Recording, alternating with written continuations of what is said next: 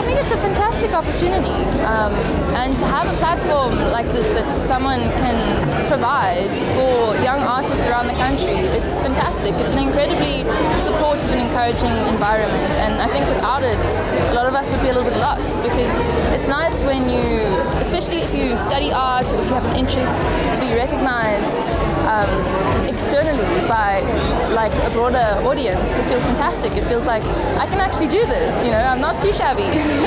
It's very important, I think, for me and all the young artists out there to have this opportunity and to see all these works as well.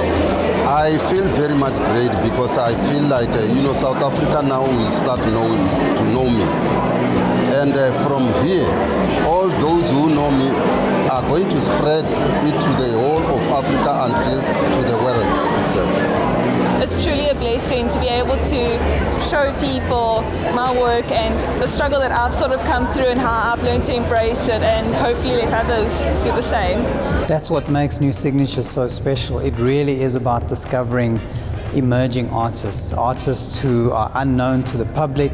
It provides a platform to expose them, to launch their careers, and for those who are really successful to become household names.